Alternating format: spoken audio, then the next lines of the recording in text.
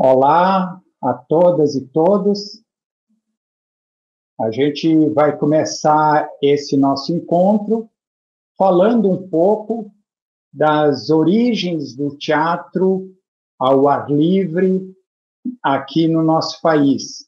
Essas manifestações que, de alguma forma, vão se refletir no teatro contemporâneo dos dias de hoje, o teatro de rua, que acontece nas mais diferentes cidades do nosso país.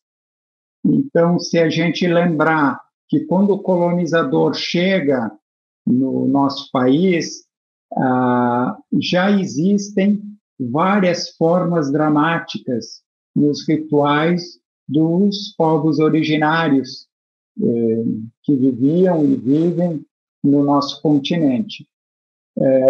E a forma que o europeu, colonizador, vão trazer como teatro, no primeiro momento, é esse teatro da catequese dos jesuítas. Então, um teatro que vai impor os valores da cristandade para os nossos povos originários.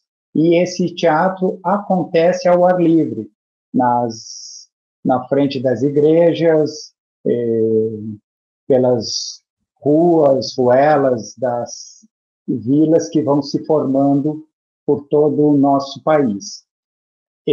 Lembrando que nesse primeiro momento colonial, o teatro não tem um espaço físico destinado para sua manifestação. Os teatros, as casas de espetáculos, só serão construídos no Brasil a partir do século XVIII, 1700 e pouco. Então, todas as manifestações desse período colonial acontecem em outros espaços que não são edifícios teatrais, e principalmente ao ar livre. Então, os primeiros artistas europeus que vêm para o nosso país, eles vão se apresentar nas praças, nas feiras, em frente às igrejas, e esses artistas saltimbancos que principalmente trazem a ideia do teatro de bonecos, né, que vão originar o teatro de mamulengo, como a gente conhece hoje, uma forte tradição no nosso Nordeste. E todas essas formas que até hoje a gente conhece de festejos que acontecem nas ruas, o Bumba Meu Boi, Folia de Reis, Congada, Cavalhada e tantos outros festejos que acontecem ao ar livre, eles têm origem nessa diferente tradição que vai se formando no período colonial, onde essa cultura europeia vai tomando uma forma de ir se misturando com as tradições tanto dos povos indígenas como também do povo escravizado que vem para o Brasil da África. Então, esses festejos que acontecem até os dias de hoje têm essa origem no período colonial e sempre ao ar livre. A gente vai encontrar nessa tradição, chegando no nosso século, no início do século XX, com a vinda dos imigrantes europeus, espanhóis e italianos principalmente, a gente vai já encontrar manifestações teatrais que procuram levar o espírito libertário, as ideias socialistas, através do teatro. Então, muitos encontros desses grupos anarquistas do início do século XX que vão acontecer em espaços públicos. Então, seus saraus, as suas quermesses de final de semana acontecem em parques e praças, principalmente das grandes cidades aqui do nosso país. Então, existe essa tradição de manifestações de rua desde sempre aqui no nosso país.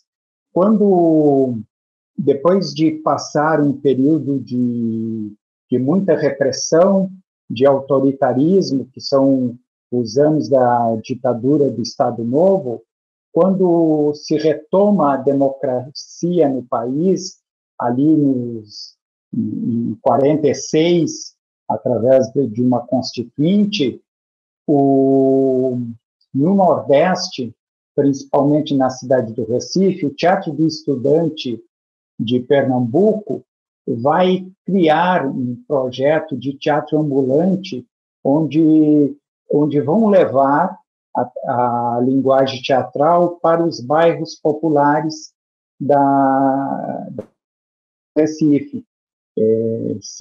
Esse movimento é liderado principalmente pelo Hermílio Borba Filho e o Ariano Suassuna.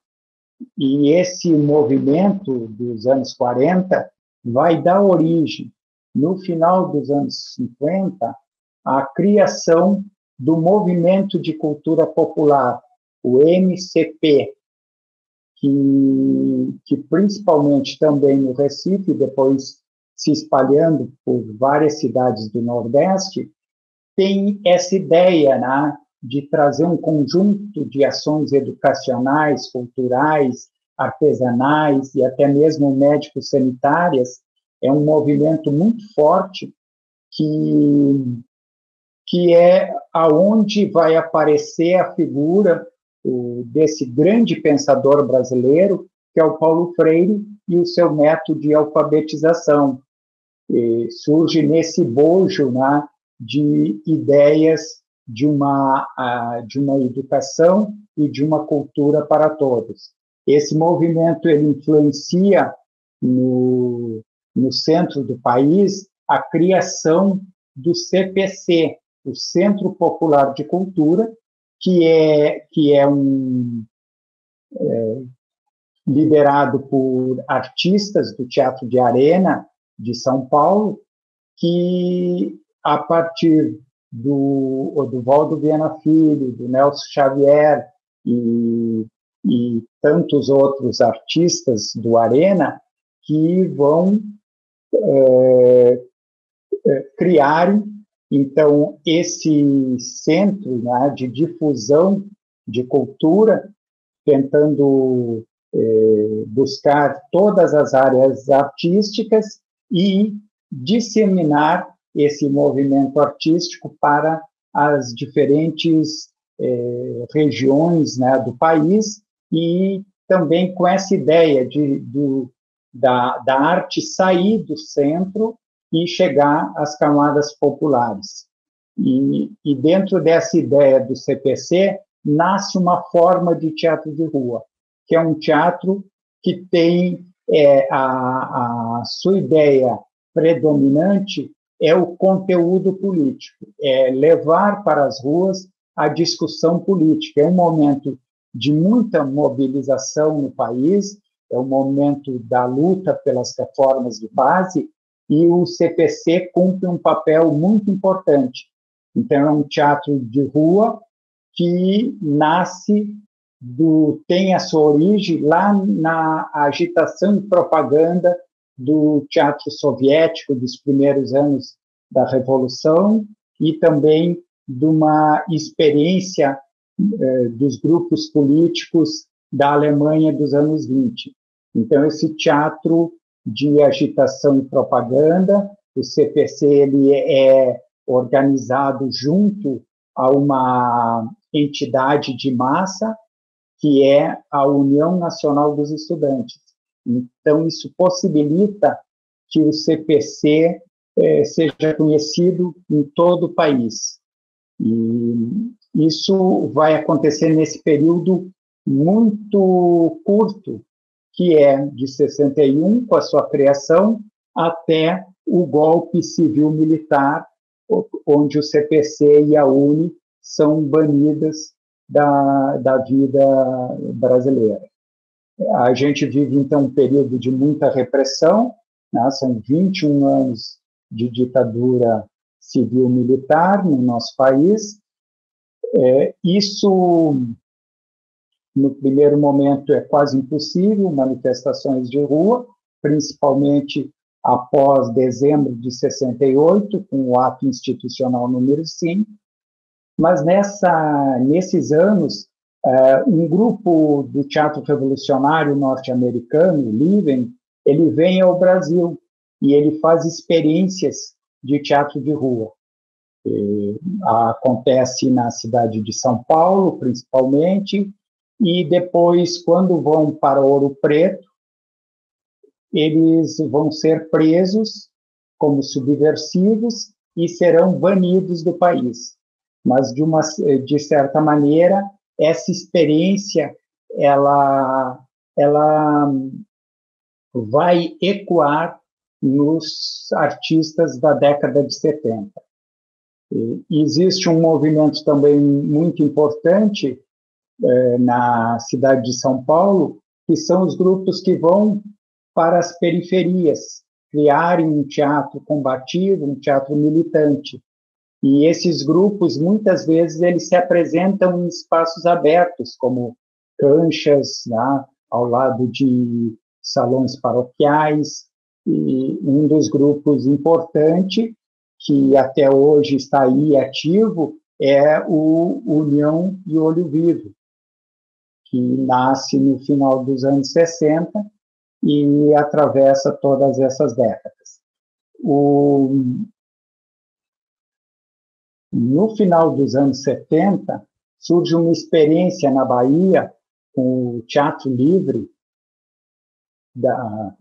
que foi criado na década de 60 ainda, mas em 77 começa a fazer experiências com a rua, levando o teatro de cordel, baseado na poesia popular, né, que é outra manifestação que esteve sempre presente, principalmente nas feiras, então ao ar livre, levar esse teatro para as ruas de Salvador, principalmente, né? E esse grupo é muito importante porque ele vai dar origem a um dos principais grupos de teatro de rua do nosso Brasil contemporâneo, que é o Teatro Emboaça, do Sergipe, de Aracaju. É a partir de oficinas que o Teatro Livre da Bahia vai ministrar no estado do Sergipe, que vai se originar esse grupo, que é um dos agrupamentos mais longevos, né, do nosso país, o Emboaça. E o Oi Nós Aqui Outra Vez, que é o nosso grupo, Tribo de Atuadores Oi Nós Aqui Outra Vez, nasce nesse período, em 78, mas só no início dos anos 80 que começa a criar os seus primeiros trabalhos para acontecer na rua. Então, a gente parte de um teatro que contesta a arquitetura, essa convencional do teatro italiana, para criar um espetáculo onde o espectador está integrado, envolvido pela cenografia, onde existe uma relação direta entre ator e espectador, que a gente chama como teatro de vivência, porque os espectadores não só assistem, eles vivenciam os acontecimentos. E então, o período esse que marca o final da ditadura, que é um momento de muita efervescência político-social no nosso país e também cultural, que nasce e está na rua, no Rio de Janeiro, que a partir de 1980 vai levar o teatro para o centro do Rio de Janeiro e também, logo a seguir, vai levar as suas encenações para as favelas, alcançando, então, esse grande público que está excluído das salas de espetáculos. Também é um momento que nasce o Teatro Galpão, em Belo Horizonte. E no Nordeste existe um movimento muito grande de grupos em quase todos os estados. A gente pode lembrar o Alegria, Alegria, de Natal, quem tem boca é para gritar, na Paraíba. Então, começa a se disseminar essa ideia que, no primeiro momento, está associado ao combate à ditadura, à luta pela liberdade de expressão, os artistas indo para as ruas.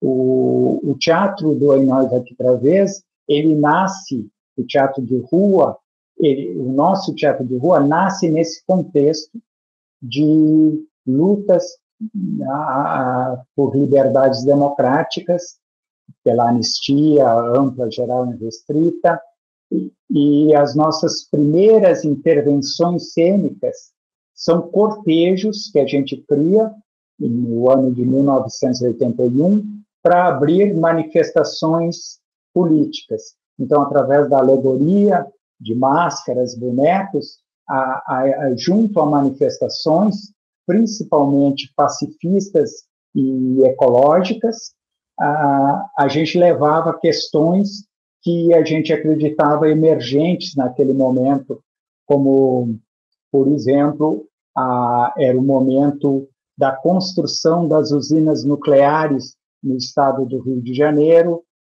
questões aqui da nossa cidade, Porto Alegre, a poluição do rio que abastece a nossa cidade, e questões logo em seguida, a Guerra das Malvinas, né, esse confronto entre imperialismo inglês e ditadura militar argentina, e essas questões que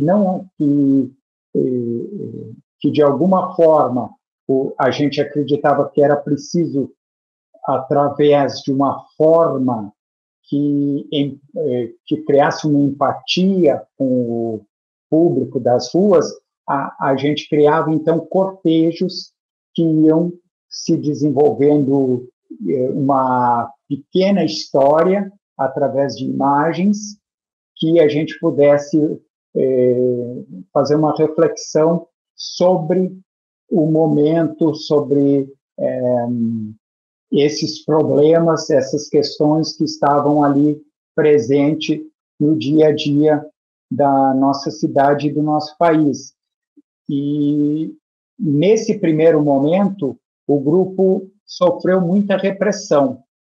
Então, a gente, cada intervenção, a polícia vinha, destruir o material cênico, os bonecos, atores presos. Então, era um momento ainda de muita confrontação com a polícia. Isso não deixava o grupo se aprofundar numa pesquisa estética maior, né? A nossa preocupação ainda era de caráter político-social,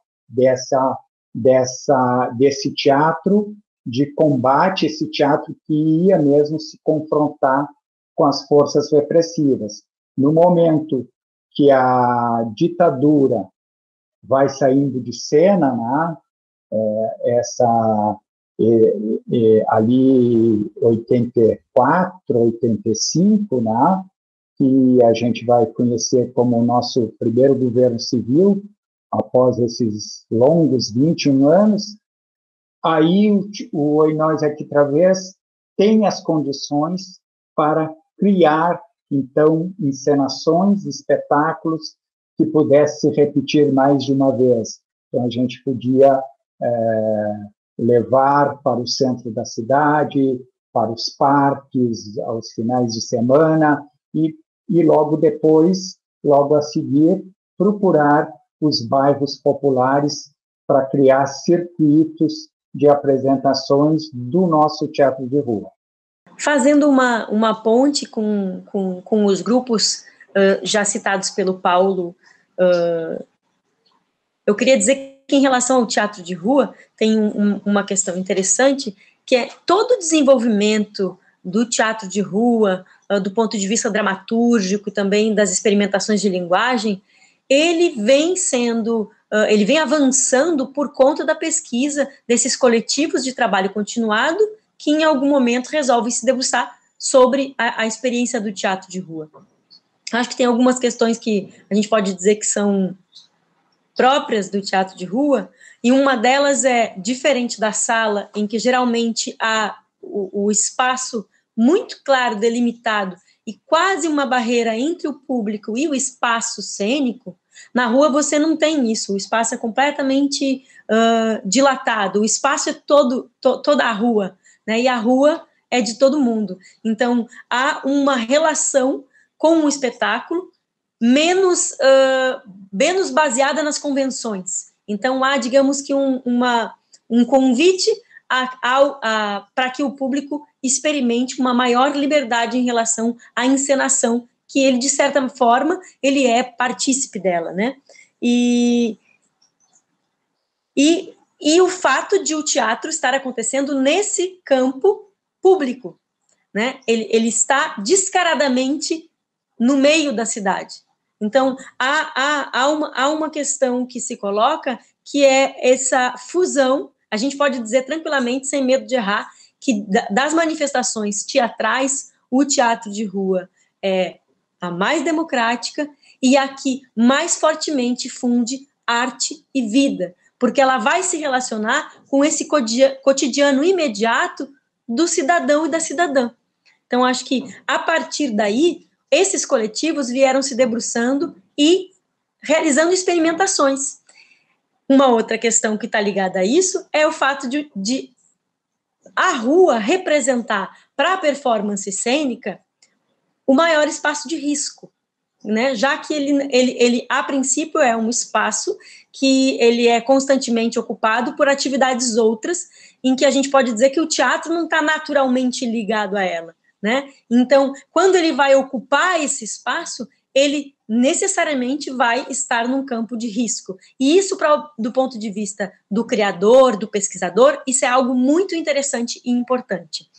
E aí, falando, então, dessas pesquisas desenvolvidas por esses grupos, e nesse caso aqui, vamos falar mais especificamente sobre o Oinóis Travês, que é, então, a nossa casa, né? O Oinóis se debruçou ao longo desses anos fazendo teatro de rua em diversos campos de pesquisa, procurando novas formas de ocupar o espaço público. Então, eu queria trazer, primeiro, citar nominalmente alguns espetáculos, né, os espetáculos desenvolvidos pelo Oinóis, realizados pelo Oinóis no espaço público, na rua, para que vocês tenham uma ideia, né,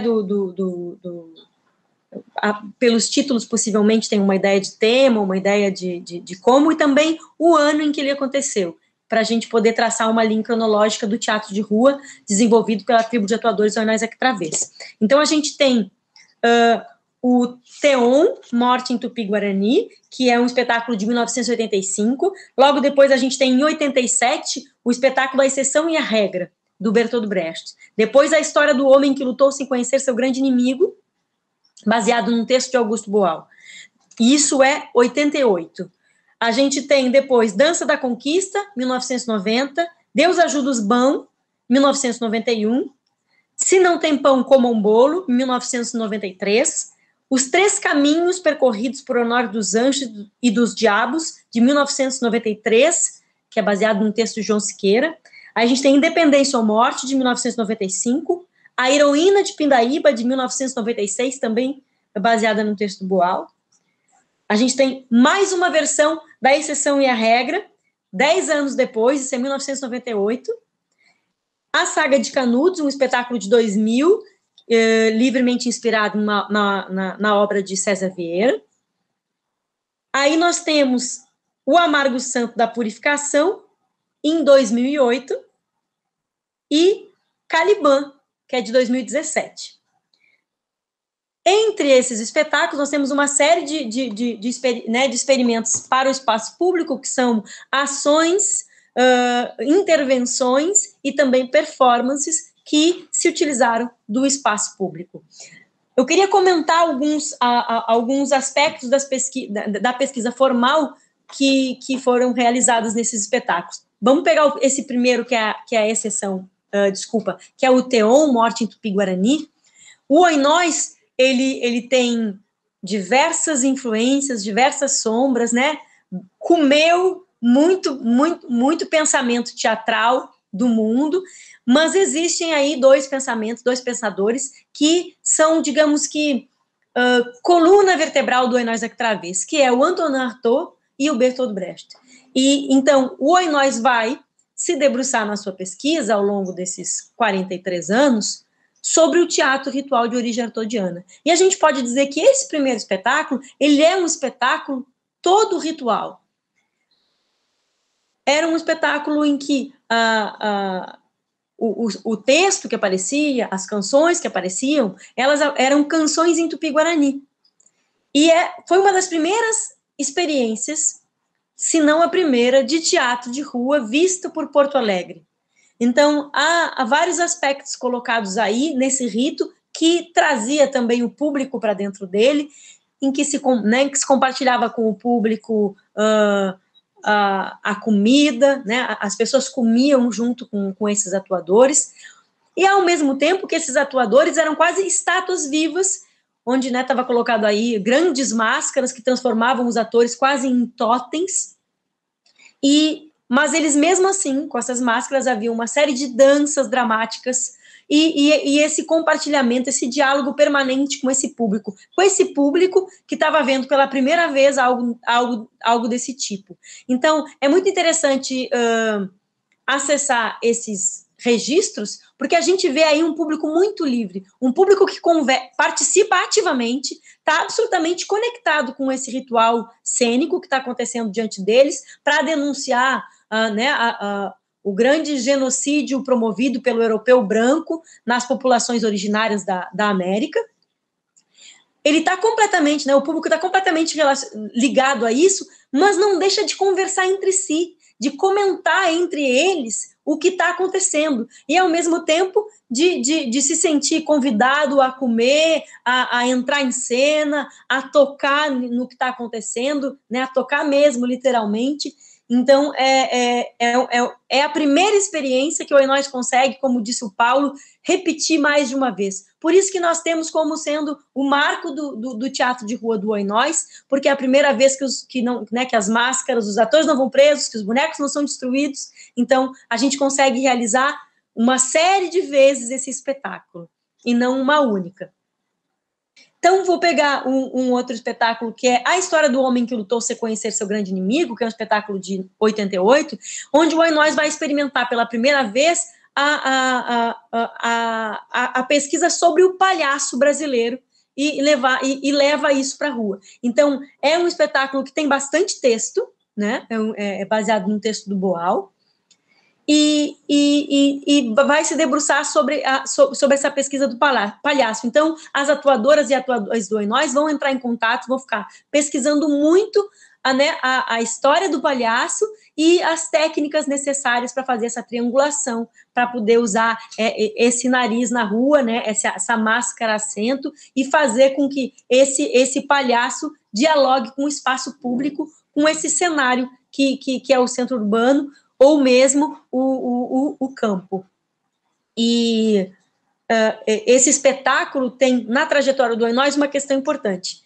Há o palhaço Formiguinha, que está ali colocado nessa história, que vai aparecer numa série de espetáculos do Oinois, porque vira um personagem muito carismático, muito que provoca uma empatia muito grande no público. Então, as pessoas das ruas de Porto Alegre começam a reconhecer o atuador Clério Cardoso, que faz o Formiguinha, e além de ter um espetáculo, além de ser um espetáculo que se relaciona de forma muito viva e ativa com as pessoas contam essa história, começam a contar essa história pelas ruas, umas para as outras, e o Clélio, atuador do Oinois, também passa a ser uma referência no cotidiano das pessoas. Então, anos depois, o Oinois vai fazer o Deus Ajuda os Bão, também é um texto do Boal, onde o Formiguinha é personagem também,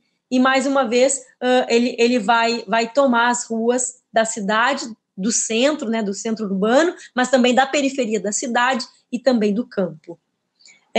Outro espetáculo que eu gostaria de comentar com vocês é a Saga de Canudos, que é um espetáculo foi uma grande pesquisa sobre o episódio de Canudos, né? Não, né? Também aos sertões do Euclides da Cunha, assim como o texto teatral do César Vieira, muitos outros textos foram lidos, muitos livros foram lidos, para a gente compreender a dimensão social do movimento de Canudos. E a gente, então, queria contar a história do Antônio Conselheiro, não como fanático religioso, mas como liderança popular, que criou, a certa altura, né, da história do Brasil, uma das cidades mais populosas do interior da Bahia, onde as pessoas conseguiram ter uma escola onde as crianças, os filhos desses sertanejos, que deixaram de trabalhar para os senhores de terra e foram trabalhar nessa terra coletiva, plantando e colhendo para todos, vão ter pela primeira vez os seus filhos numa escola sendo alfabetizados, que é uma escola criada por eles em Canudos, e também uma cadeia que fica constantemente vazia para as moscas, porque uma vez que tenha sido experimentado numa dimensão menor, mas tenha sido experimentado a justiça social, não havia necessidade da cadeia. Esse espetáculo vai ser um espetáculo de cunho épico, né? A gente vai experimentar grandes elementos plásticos, visuais, para dialogar com esse espaço do centro urbano e também do campo. Foi um espetáculo criado para dialogar mais profundamente com o movimento dos trabalhadores rurais sem terra, porque, de certa forma, contar a história de Canudos é também contar a história do movimento rural sem terra no Brasil, e a gente, então, trabalhou com esses grandes elementos e fez um espetáculo de cunho épico, né? Eram cenas grandiloquentes, eram cenas grandiosas, muitas imagens criadas, muitas canções narrando e contando o episódio de Canudos. A gente tinha aí um Antônio Conselheiro, que não era um atuador do Oinóis, mas era um grande boneco de 6 metros de altura e que era, então, movimentado, como nós acreditamos que foram, né, os motivos, os anseios que geraram Canudos, e mesmo a própria liderança do Antônio Conselheiro, que eram todos esses sertanejos. Então, ele era manipulado por 1, 2, 3, 4, de 4 a 6 atuadores movimentavam esse grande boneco azul que era o Antônio Conselheiro. Havia a presença de muitas máscaras, né, e onde os atores se movimentavam quase como bonecos, e todo o tempo o coro era presente, né? É um espetáculo de coro, é um espetáculo que então dialogou muito, pesquisamos muito o que era, né? O que era o teatro épico brechtiano, e a gente se relacionou muito com as festas populares e com o costume do sertanejo para criar essa encenação. Isso é um espetáculo de 2000. Também nessa linha, a gente pode dizer que A Exceção e a Regra é um espetáculo que dialogou com essa pesquisa. A gente pode dizer que O Amargo Santo da Purificação, que é outro espetáculo que eu quero comentar, que conta a vida e paixão do revolucionário Carlos Marighella. A gente diz que é uma visão, né, O Amargo Santo da Purificação, uma visão alegórica e barroca sobre a vida, paixão e morte do revolucionário Carlos Marighella. Então, a gente vai nesse espetáculo fazer um experimento para nós, muito interessante. É um espetáculo que também tem elementos grandes, né, que vão estabelecer um diálogo forte entre o espaço público e os elementos trazidos pelo espetáculo para a rua, e uma série de pesquisas, uma série de elementos para pesquisa de linguagem colocados ali. A gente pode dizer que é um espetáculo que também dialoga com o teatro épico brechtiano, que tem a presença da dança-teatro muito forte, é ao mesmo tempo um espetáculo que dialoga com o teatro ritual do Oinóis. Então, vai unir o Artaud e o Brecht num espetáculo de teatro de rua. Isso para nós foi uma experiência muito forte, não só porque o tema era muito, nos interessava muito, era ao mesmo tempo retomar um roteiro censurado pela ditadura militar, que levava esse nome, O Amargo Santo da Purificação, que era um roteiro que se debruçava sobre a luta armada no Brasil. E a gente retoma esse título de um espetáculo que não aconteceu por conta da censura, para contar a história desse revolucionário brasileiro tão importante de ser lembrado, talvez hoje mais do que nunca. Então, queria ao mesmo, né, pensar aí com vocês aqui, que a gente passou, poderia falar dessas experiências que eu comentei, que a gente passou pelo teatro ritual, pelo teatro épico de origem brechtiana, a gente trabalhou com a linguagem do palhaço, com a linguagem da farsa, a gente fez essa fusão do teatro ritual, teatro épico, brincamos com teatro dança e com o musical também nesse espetáculo do O Amargo Santo da Purificação. Caliban, que é o último espetáculo do Oi Nós, é um espetáculo que também a gente, quando estava decidindo o que montaria, porque foi o espetáculo seguinte, o Amargo Santo da Purificação, nós decidimos voltar ao texto. Há uma série de espetáculos, a gente pegou Canudos, é um desses espetáculos, o Amargo Santo é também esse espetáculo, em que o Oi Nós já vinha, na verdade, criando a sua dramaturgia, se baseando em muita pesquisa sobre o tema. Então, há uma série de pesquisas sobre canções, há canções que foram criadas especificamente para esses espetáculos, são espetáculos que dialogam muito com o teatro musical também, mas é uma dramaturgia criada pelo Oi Nós, que mistura vários elementos e que mistura também várias fontes.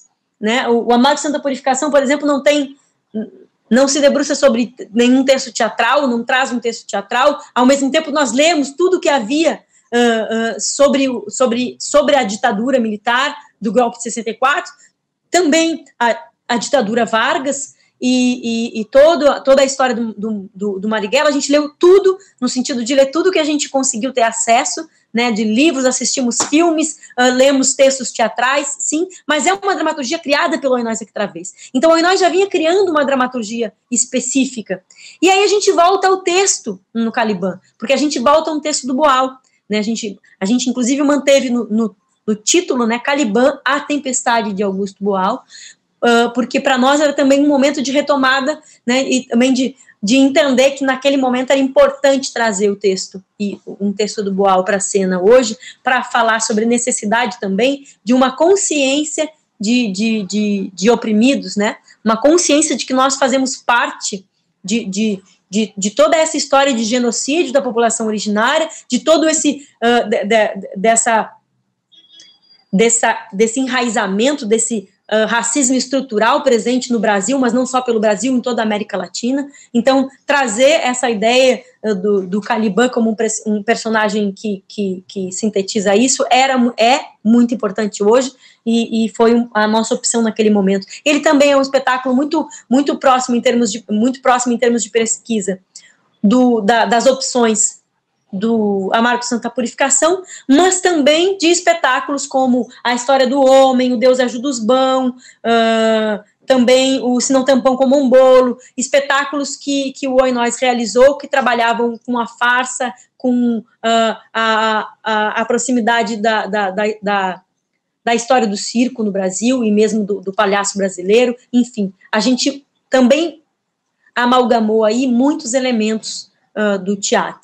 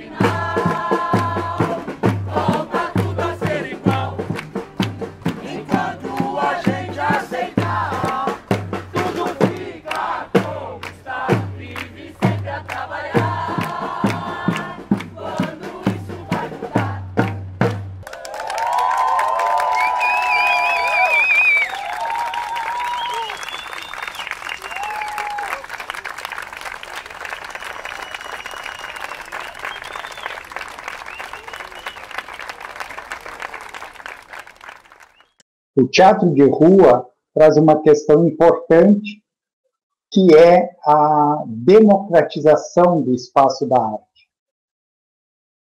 E, dentro disso, se trouxer questionamentos críticos da realidade, ainda melhor. Mas, por si só, por acontecer nesse espaço público, o teatro de rua já tem uma dimensão política. Essa fusão com o cotidiano, essa interação com a vida, com as pessoas. E o teatro de rua, ele chega a um público novo, no aspecto que grande parte do público que assiste o teatro de rua, ele, na maioria das vezes, nunca vai ao teatro. E se a gente pensar que a grande maioria dos municípios no Brasil não tem uma casa de espetáculo, a grande maioria do público brasileiro não tem acesso ao teatro. Ele só vai entrar em contato com o teatro através desse teatro que acontece nas ruas, nas praças. O Oi Nós Aqui Travês teve sempre uma preocupação estética muito grande, sempre levou a sua pesquisa às últimas consequências. Por isso que surgiram tantos elementos que têm um significado muito grande no nosso teatro, que é o uso da máscara desde a sua origem, a criação de bonecos de grandes proporções, como a Tânia se referiu ao nosso Antônio Conselheiro.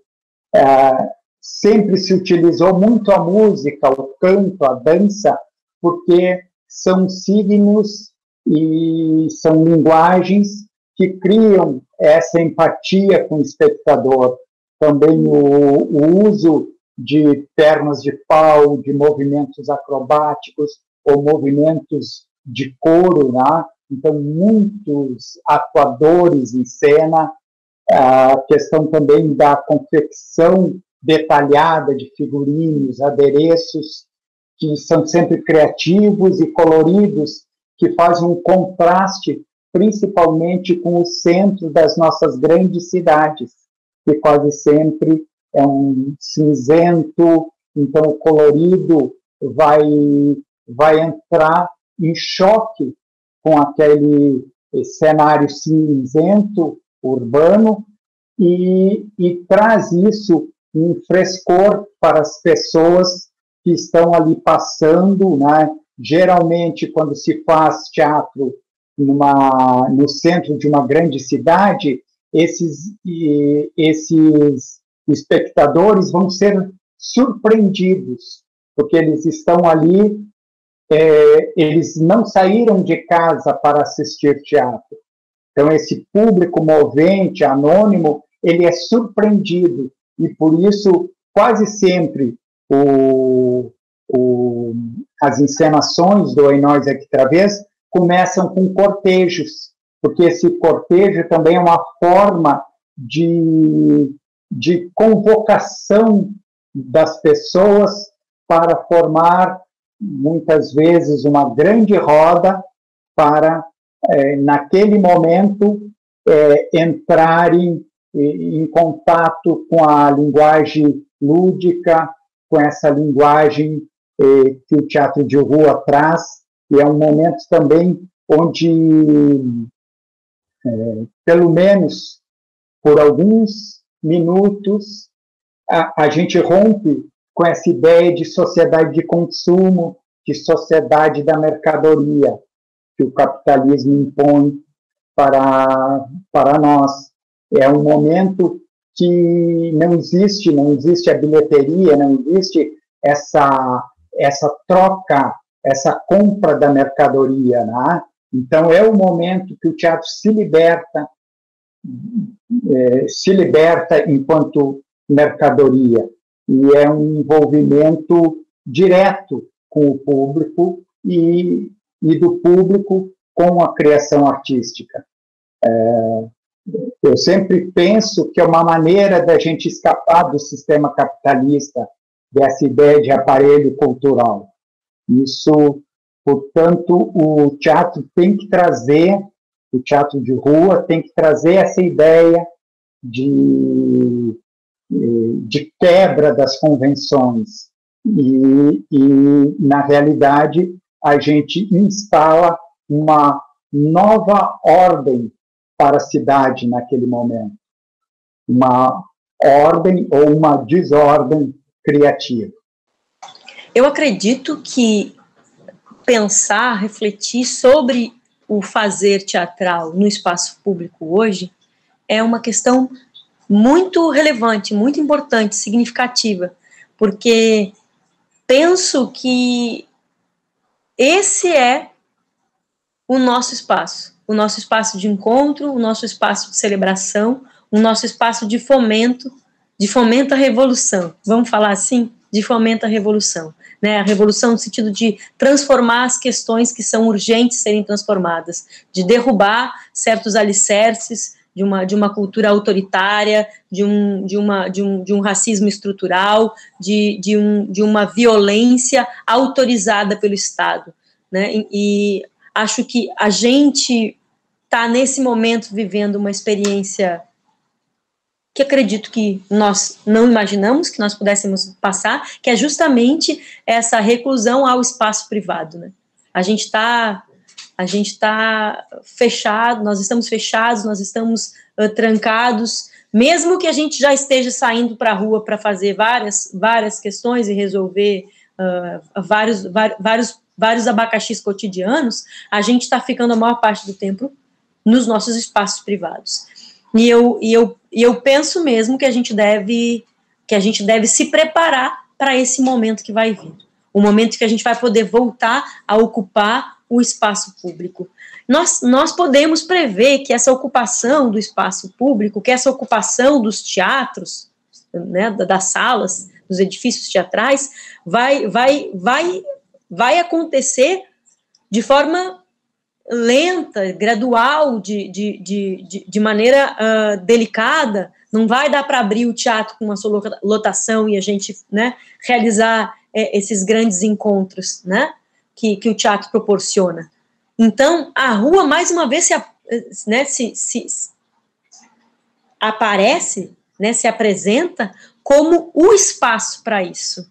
Então, eu acredito que esse é o momento de nós, né, enquanto a gente tem aí um poder instituído, liberando, facilitando que as pessoas se armem, eu acho que nós devemos entender o que isso significa e nós devemos nos armar para este instante, nos armar para a festa, para a celebração que virá, né, e para a possibilidade de nós gerarmos uma força tremenda. E eu acredito que isso é possível, porque acredito no teatro, porque acredito no teatro de rua, porque acredito na nossa possibilidade de constituirmos algo coletivamente. E acho que a rua é o espaço dessa celebração coletiva, dessa dança de um com todos, de todos com cada um.